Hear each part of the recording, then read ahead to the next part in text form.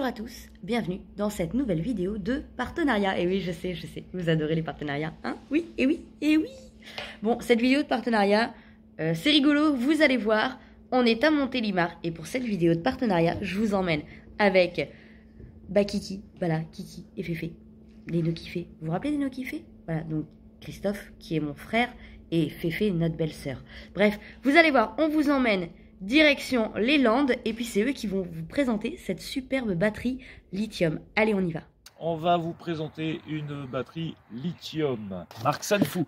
Donc voilà, la batterie lithium, elle est là, on l'a reçue.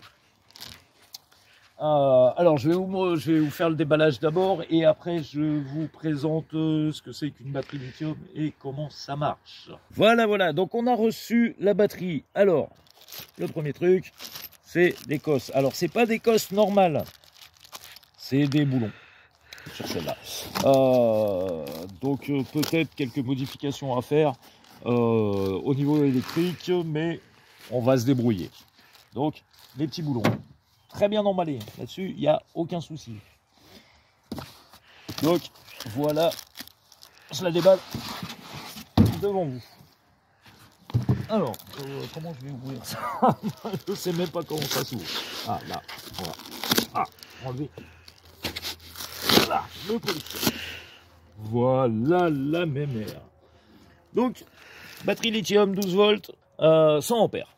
En soi, ça ne nous change pas grand-chose puisqu'on va passer d'une batterie déchargelante 100 ampères à une batterie lithium 100 ampères. Ça nous change pas grand chose, oui et non. Quand je dis ça va pas nous changer grand chose, si, en fait, il faut savoir qu'une batterie à décharge lente, donc les plombs acides standard, on peut descendre à 30% de la charge, à peu près. À 30% de sa capacité, on a consommé le maximum en fait nécessaire. Si on descend en dessous, on abîme la batterie.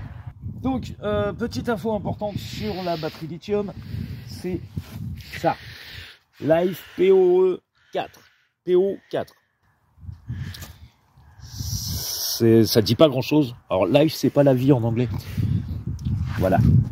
C'est lithium, fer, PoE4, je sais plus. Voilà. PoE4, je sais plus. Voilà. Mais phosphate, c'est marqué. Voilà. Donc, lithium, fer, phosphate. Voilà, 4e version. La différence des batteries lithium, c'est des batteries qui sont beaucoup plus stables et beaucoup plus solides en termes d'utilisation, en durée de vie.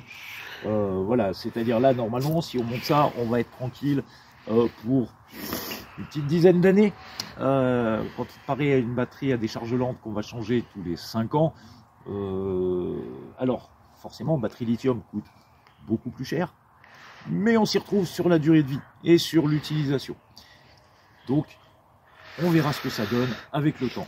Alors, différence avec une batterie lithium, là pour le coup la décharge se fait à 95%. C'est-à-dire, on va prendre un exemple, batterie de 100 ampères, une batterie à 100 ampères décharge lente, on a donc effectivement d'utilisable 30 ampères. Une batterie lithium décharge à 95%, on a donc 95 ampères sur 100, ce qui fait un ratio x3. Voilà, x3. Donc on va à l'utilisation voir ce que ça peut donner. Parce que pour le coup on va perdre moitié de ce qu'on avait en capacité de batterie, c'est-à-dire on avait 200 ampères, on va passer plus qu'à 100, mais on va passer de décharge lente au lithium. Donc on va voir ce que ça donne. Voilà, donc sinon au niveau taille, c'est la taille d'une batterie standard, elle est peut-être un petit peu plus haute, ça je vais regarder quand je la montrerai sous le siège, mais normalement j'ai de la place donc ça devrait passer. Donc on peut très facilement remplacer une batterie à décharge lente par une lithium, sauf que il y a quelques modifications à faire quand même, c'est-à-dire régulateur. Alors on a l'avantage, c'est qu'on a un Victron qui prend aussi bien les décharges lentes que les batteries lithium, puisqu'en fait le courant de charge d'une batterie lithium n'est pas le même qu'une batterie à décharge lente, une batterie standard entre guillemets. le régulateur, attention qu'il prenne bien les batteries lithium. Le chargeur de quai, chargeur 220, il faut un chargeur qui prenne les batteries lithium. C'est pas notre cas. Donc pour l'instant, on n'aura pas de chargeur 220, on va charger 100% solaire. Alternateur, on ne peut pas en l'état charger directement avec un alternateur. Il faut un boîtier à part, j'ai plus le nom en tête. Ce boîtier qu'il faut rajouter entre l'alternateur et la batterie qui va servir à réguler le courant et avoir un meilleur courant de charge pour la batterie lithium et éviter de l'abîmer. C'est-à-dire on peut charger directement avec l'alternateur mais on risque de l'abîmer puisqu'on n'a pas un courant qui sera très bien régulé et donc ça risque d'abîmer la batterie. Juste pour vous présenter où on se trouve à l'heure actuelle. Ça fait un petit mois et demi qu'on est là, chez des particuliers, où c'est vraiment le tip top. C'est calme, ça fait du bien. Donc voilà, l'été on aime bien être au camping, et les moments on aime bien être au calme. On aime les campings mais aussi pas trop bruyant. Donc voilà, là on est bien. Il y a un peu de bordel, mais parce que j'ai l'idée, Christophe, il va changer une batterie. Donc voilà, notre vieux pépère, un petit peu sale. La Titine, qui sert à aller faire les courses, aller travailler, voilà, à se balader. Comme ça, le camping-car, c'est vrai que le camping-car, depuis mai, a pas beaucoup, très peu roulé. On était une fois en Dordogne. Non, dans la Drôme. Dans la Drôme. Et voilà. La Dordogne, c'est là. Donc, je vous aime énormément, mais là, je vais faire une petite pause. Je vais aller boire un café, parce qu'on est dans les Landes. Il fait très beau, hein. On va filmer un peu le ciel pour vous montrer. Mais là, il est 2h30 de l'après-midi et je sais pas, on doit avoir un petit 2 degrés malgré le fait qu'on soit dans le sud-ouest, mais là il fait très froid pour le sud-ouest. Donc je vais boire un café et après on passera au montage. Après un petit café, Christophe est en train de démonter la batterie à l'intérieur.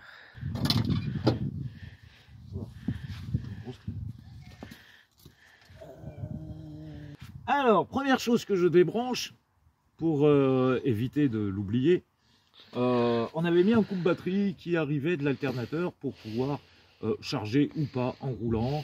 Donc, le premier truc que je débranche, c'est ça.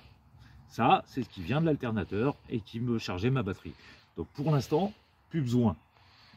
Parce que j'ai pas le boîtier pour charger avec l'alternateur. Donc, au moins, comme ça, j'ai plus l'arrivée de courant qui arrive de l'alternateur. Je ne suis plus embêté. Deuxième chose que je débranche, encore un fil bleu, c'est le couplage de mes batteries. Donc c'est le fil qui allait d'une batterie à l'autre qui me permettait de passer de 100 ampères à 200 ampères. Je découple puisque c'est pas le même type de batterie, donc pas le même courant de charge, donc pas la même utilisation, pas la même utilité. Donc pour éviter de flinguer la batterie lithium, je les découple. Allez, autre chose que je vais débrancher puisque vous l'avez vu, il y a du soleil. C'est mon régulateur panneau solaire pour éviter qu'il m'envoie du courant pendant que je suis en train de monter la batterie. Donc je vais le débrancher pour l'instant, je le rebranche après, une fois que ce sera fini. Le truc que j'ai le plus galéré à trouver, j'ai fait 5 magasins ici sur Dax. 6, j'ai trouvé au 6e. Alors sur les 5 premiers, 3 n'avaient pas ce que je voulais et les 2 autres étaient fermés le samedi après-midi. C'est ça, c'est des cosses, voilà. Par rapport à la taille de mes câbles et le branchement sur la batterie. Alors, petite astuce, si vous galérez à trouver, un magasin de pièces auto, mais de vraies pièces auto. Voilà, AD ils n'avaient pas non plus, donc moi je suis allé dans un magasin de pièces auto ici sur Dax. Les 2 coches, ça vaut 4 €.